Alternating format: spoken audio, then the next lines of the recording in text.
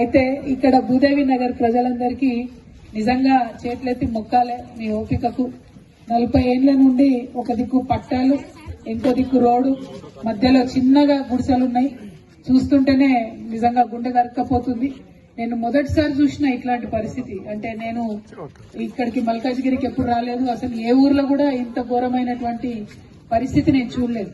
మళ్ళీ వస్తుంటే మధ్యలో దాదాపు 3 ఇళ్లలో కూడా ఆగి చూస్తే ఒక ఆడబిడ్డకు మొత్తం ఇట్లా మొహం కొట్టకపోతే పైకెళ్ళి కిందికి కుట్లేసి ఉన్నారు. చాలా దారుణంగా ఉంది.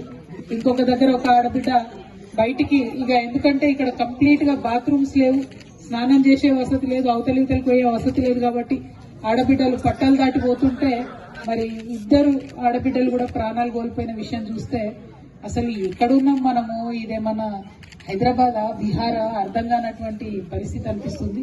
చాలా బాధగా ఉంది.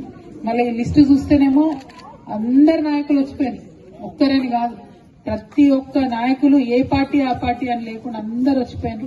అయినా మీరు ఇట్లా ఉండడం అన్నది నిజంగా చాలా విచిత్రం అనిపిస్తుంది నాకైతే. అయితే ఒక్కటి మాత్రం నేను చెప్పగలుగుతాము, ఇక్కడ వచ్చిన నాయకులు అందరూ పెద్ద పెద్దోళ్ళు అందరూ మగవాళ్లే వచ్చిపోయారు. ఇవాళ మీ ఆడబిడ్డగా నేను వచ్చిన, మీ దుఃఖం నాకు అర్థమవుతుంది, మీ బాధ నాకు అర్థమవుతుంది. ఒక్కరోజు మీ లెక్క ఉండాలంటే కష్టం, బతకలేరు. కాబట్టి మీ బాధ నాకు అర్థమవుతుంది. కాబట్టి నేనేమంటున్నా అంటే మనకు ఏదైతే శాశ్వతంగా ఇల్లు కావాలో దానికోసం వేరే ఉపాయం చెప్తా నేను. కానీ ఇమ్మీడియట్ గా మాత్రం ఖచ్చితంగా మా ఆడబిడ్డలు స్నానం చేయడానికి, బాత్రూంలకు పోవడానికి తెలంగాణ జాగృతి తరఫున ఒక 6 బాత్రూంలు ఇమ్మీడియట్ గా మాత్రం మేము ఇక్కడ కట్టించేస్తాం. ఎందుకంటే ఈ ప్రభుత్వాల కోసం కొట్లాడితే, ఈ ప్రభుత్వాలతో చేస్తే కొద్దిగా టైం పట్టొచ్చు. కానీ ఆ లోపల మాత్రం రేపంటే రేపు, మాక్సిమం ఎల్లుండి లోపల పని స్టార్ట్ చేసి ఇక్కడ బాత్రూంలో ఆడబిడ్డలకు కట్టిస్తాం. దాంతో ఏంటంటే మన మర్యాద, మన పరువు మనం కాపాడుకునేటటువంటి ఆస్కారం ఉంటది. వస్తుంటే అన్నదమ్ములు మాట్లాడుతుంటే చాలా బాధ అనిపించింది. వయసులో ఉండేటటువంటి మగపిల్లలైనా తల్లి అయినా అందరూ కలిసి ఒకే దగ్గరికి బయలుభూమికి పోవాలంటే నిజంగా చాలా చాలా అనాగరికంగా, చాలా బాధాకరంగా అనిపిస్తున్నది. నిజంగా మీ దుఃఖం ఎవరికి రావద్దు. 40 ఏళ్ల నుంచి ఇంత దుఃఖం ఉందంటే అది మామూలు విషయం కాదు. ఈ జాగృతి జనం బాట అనేటటువంటి కార్యక్రమం పెట్టుకొని మేము అన్ని జిల్లాలు తిరుగుతున్నాం, కానీ ఎక్కడ కూడా నేను ఇంత హృదయ విదారకమైనటువంటి పరిస్థితులు చూడలేదు. కాబట్టి నేను ఒకటే మాట ఇస్తా ఉన్నా మీకు, ఫస్ట్ ఇమీడియట్ గా బాత్రూమ్స్ కట్టించుకుందాం. 2, ఇక్కడ ఉన్నటువంటి 350 కుటుంబాలకు ఎట్టి పరిస్థితుల్లో చాలా 30,000 డబుల్ బెడ్రూమ్ ఇండ్లు ఖాళీ ఉన్నాయి, 30,000 ఇండ్లు ఖాళీ ఉన్నాయి. ఖచ్చితంగా 350 మందికి డబుల్ బెడ్రూమ్ ఇచ్చేంత వరకు మాత్రం నేను కొట్లాడుతా అని మీకు తెలియజేస్తా ఉన్నా. మరి ఇక్కడ ఉన్నటువంటి ఎంపీ, ఇప్పుడు ఆయన బీజేపీ ఆయన ఈటల రాజేంద్ర అని ఉన్నాడు, మరి ఆయన ఎందుకు మాట్లాడలేదు అర్థమైతలేదు. మరి ఇప్పుడు ముఖ్యమంత్రిగా ఉన్నటువంటి రేవంత్ రెడ్డి గారు కూడా ఇక్కడనే ఎంపీగా ఉండే, మరి ఇదివరకు ఆయన వచ్చి చూసిపోయింది అని చెప్తారు. ఇక్కడ చూసిపోయి బోర్ వేపిస్తా అన్నాడు, కనీసం బోర్ కూడా ఆయన వేపించకుండా పోయినటువంటి పరిస్థితి. ఏమో బాత్రూమ్లు కూడా కట్టిస్తా అన్నాడు, అది కూడా కట్టియలేదు. అయితే ఇంకా ఘోరం ఏంటంటే మీరందరూ కూడా ఆయన జిల్లా వాళ్ళే, మళ్ళా మీరందరూ కూడా మహబూబ్నగర్, నాగర్ కర్నూలు జిల్లా వాళ్ళే. పాలమూరు సేవా సంఘం అని పెట్టుకొని మీరందరూ కూడా, ప్రజా సంఘం అని పెట్టుకొని మీరందరూ కూడా పనిచేస్తా ఉన్నారు. మరి ఆ పాలమూరు ప్రజా సంఘానికి తెలంగాణ జాగృతి సంపూర్ణంగా అండగా ఉంటదని చెప్తా ఉన్నా. నేను మళ్ళీ చెప్తున్నా, మంచి పెద్ద పెద్ద మొగలంతా వచ్చి ఇది చూసిపోయింది మీ దగ్గర, కానీ నేను ఆడబిడ్డగా వచ్చిన ఖచ్చితంగా మీకు మాత్రం బాత్రూమ్ లో వసతి చేపిస్తా. అదేవిధంగా మరి వాటర్ ఎందుకు వస్తలేదన్న విషయం మాత్రం మున్సిపాలిటీ వాళ్ళని అడుగుదాము. ఒకవేళ ఇక్కడ నల్లా కనెక్షన్ లేకపోతే వాళ్ళు ట్యాంకర్ ఇవ్వాల్సిన బాధ్యత వాళ్ళకు ఉంటది. ఇక్కడ రీజనల్ కమిషనర్ ఎవరు ఉన్నారో చూసుకుని వెంకటరెడ్డి ఒకసారి ఖచ్చితంగా రేపు మాట్లాడండి. రేపు కూడా మనం ఇటే దిక్కు వస్తాం కదా, ఆల్మోస్ట్ కుబ్బులపూర్దికే ఉంటాం కాబట్టి మాట్లాడి వాటర్ వచ్చేటట్టు ఏర్పాటు ఇమీడియట్ గా చేద్దామని ఎవరు జోనల్ కమిషనర్ ఉన్నారో వాళ్ళతో మాట్లాడి ఖచ్చితంగా చేద్దాం. మరి ఇంకొక మాట మీ అందరికి నేను చెప్తా ఉన్నా, ఇంత పేద పరిస్థితిలో ఉండి కూడా మీ పిల్లల్ని మంచిగా చదివించుకుంటున్నారు. ఇప్పుడు మాట్లాడుతున్న పిల్లలందరూ కూడా మంచిగా ఇంగ్లీష్ లో హాయ్ హలో అని చెప్తుంటే చాలా సంతోషం అనిపిస్తుంది.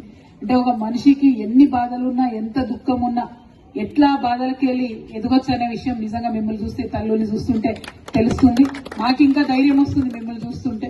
ఆ ధైర్యంతో ఇంకా మనలాంటి వాళ్లకు, మనలాంటి కష్టాలలో ఉన్న వాళ్ళ కోసం తప్పకుండా పిడికిలు బిగించి కొట్లాడతామని మీకు తెలియజేస్తూ, 350 డబుల్ బెడ్రూమ్ ఇండ్లు తక్షణం ఇచ్చేటట్టుగా ఫస్ట్ పోరాటం చేస్తాం. అది ఇమీడియట్ గా ఉత్తరం రాస్తాం. అదేవిధంగా బాత్రూమ్స్ కట్టించుకుంటాం. నీళ్లకు సంబంధించి మున్సిపల్ కమిషనర్ కి రేపు మాట్లాడతాం. నాకు తెలిసి ఖచ్చితంగా ట్యాంకర్స్ వాళ్ళు ఇవ్వాల్సిందే ఉంటది, వేరే ఆలోచనే ఉండదు. అది కాని పక్షంలో ఒక 2-3 రోజులు చూద్దాం. అది కాని పక్షంలో మరి బోర్ వేసే వసతి ఉందా ఏందా ఆలోచించి ఆ ప్రయత్నం కూడా చేద్దాం. కాకపోతే అది చూడాలి, చూడకుండా మాట ఇవ్వడం కరెక్ట్ కాదని నేను మీకు తెలియజేస్తా ఉన్నా. ఉందా పబ్లిక్ నెల కూడా ట్యాప్ పెట్టుకుంటే అయిపోతుందా? ఓకే, అదేందో మరి ఒకసారి చూడండి, లేదంటే జోనల్ కమిషనర్ కి మరి ఇదివరకు తమ్ముడు డానీ ఇక్కడ బాత్రూమ్స్ కట్టించిండట, మరి అందులో కొన్ని వాడకంలో ఉన్నాయి, కొన్ని లేవని చెప్తున్నారు. కాబట్టి మళ్ళొకసారి ఫ్రెష్ గా ఎక్కువ సంఖ్యలో కట్టుకునేటటువంటి ప్రయత్నం మా జాగృతి తరఫు నుండి చేద్దాం. అయితే అది టెంపరీ సొల్యూషనే, టెంపరీ బ్యాండేడ్ వేసినట్టే, అది పర్మనెంట్ కాదు. పర్మనెంట్ ఏంటి అంటే ఇండ్లు ఇవ్వాలి. దానికోసం మాత్రం మీతో ఎంత దూరం అంటే అంత దూరం పోతా. మరి మీరు కూడా రావాలి ఎక్కడికైనా అవసరం పడ్డప్పుడు, వచ్చడే కదా, కొట్లాడే కదా. పాలమూరోళ్ళ రక్తం చెమట లేనిది ఎక్కడ కూడా ఈ మొత్తం భారతదేశంలో ఏ ఒక్క ప్రాజెక్టు కూడా కట్టలే. అంటే మీరు పట్టుబడితే చెమట తీసి లైన్లో నిలబడి ఓట్లు వేస్తేనే ఎవరైనా పై స్థాయికి వస్తున్నారు. ఇప్పుడు మేము లేకపోతే ఏసీలో ఉండేటోళ్ళు ఎవరు లైన్లో నిలబడరు ఇంతగానో. ఇప్పుడు ఏసీలో ఉండేటోళ్ళు ఒక మనిషి అనుకో, ఒక మనిషి దూపకు ఆకలికి చచ్చి సన్న విలువ సంకల పెట్టుకొని ఎండలో నిలబడి ఓటేసేటోళ్ళు మేము. మీరు కడుపు నింపేటోళ్ళు పెద్దవాళ్లకు. కానీ మా వస్తున్నారు, ప్రతి వారు వస్తున్నారు, కానీ మా బతుకులు ఎవరు చూస్తలేరు. మీ పేరేంటి? నాగమ్మ మేడం. నాగమ్మ, నా మాట నాగమ్మ. మీరు 9 రోజుల్లో నేను బాత్రూమ్ కట్టిస్తాం, బిల్లు పెడతా అని చెప్పిపోయింది. ఇప్పటికి లేడు. గెలిచిండు కదా, ఇదే కేసీఆర్ సార్ వచ్చిండు, ఇట్లు 3 నెలల్లో శంకుస్థాపన చేస్తాను. ఇప్పటికి లేరు. అందరు మా బతుకులు చూస్తున్నారు, కళ్ళతోనే చూస్తున్నారు, కానీ ఏ ఒక్కరు ముందుకు వస్తలేదు మేడం. దయచేసి మీరన్నా మా ఆడపిల్లల కష్టం తెలుసుకుంటే చాలా చాలా థ్యాంక్స్. నేను ఒక మాట చెప్తాను, మనం తెలంగాణ కొట్లాడి తెచ్చుకున్నాం. ఆడబిడ్డ గౌరవం నిలబెట్టుకొని కదా, మన ఆడబిడ్డ గౌరవం ఎక్కడ ఉంది? ఒక్క నిమిషం నాగమ్మ, నేను అదే చెప్తున్నా మీకు. ఇప్పటిదాకా మీరు చూసిండ్రు మంచి పెద్ద పెద్ద మొగోళ్ళు నాయకులు అందరూ వచ్చిపోయింది కదా, వాళ్ళైతే ఏం చేయలే కదా. ఒకటి. 2, నేను ఒక ఆడబిడ్డగా మీ బాధ అర్థమవుతుంది కాబట్టి మీకోసం కొట్లాడడానికి వచ్చిన. 3, అసలు ఇప్పుడు ఏం ఓట్లు లేవు, నేనేం ఓట్లాడడానికి రాలే మిమ్మల్ని. ఎలక్షన్లు లేవు. మీకు తెలియాల్సింది ఏంటంటే ఎలక్షన్లు లేనప్పుడు కూడా మీ దగ్గరకు వచ్చి కష్టపడి పనిచేసేటోళ్లే నిజంగా మిమ్మల్ని ప్రేమించేటోళ్ళు అయి ఉంటారు. ఎలక్షన్లు అప్పుడు వచ్చేటోళ్ళు ఉంటారు, సరే 10వ పరకన ఇస్తారు, ఓటేయండి అంటారు, పాలమూరు రాండి అంటారు, అట్లా రాండి అంటారు, ఇట్లా రాండి అంటారు, అన్ని వేసి వాళ్ళ పని చేసుకుని అవతల పడతారు. అట్లనే జరిగింది మీతో నిన్నేళ్ళు. నేనేమంటున్నా, ఇప్పటికైనా మార్చాలి కదా, ఆ పద్ధతి మార్చాలి. దానికోసమే వచ్చినాం. ఎలక్షన్ తో ఏం సంబంధం లేదమ్మా. ఇప్పుడు ఓట్లు ఏం లేవు, ఎలక్షన్ ఓటు అడగడానికే రాలేదు నేను.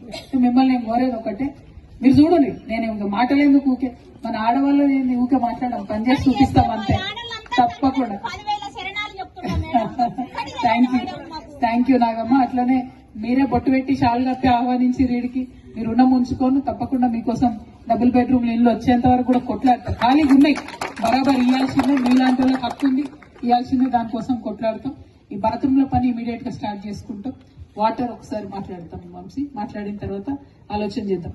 ఇవి కాకుండా ఇంకా ఒక్క విషయం మాత్రం దయచేసి గుర్తుపెట్టుకోండి, ఎన్ని కష్టాలు ఉన్నా సరే పిల్లల్ని మాత్రం చదువు మానిపించకండి.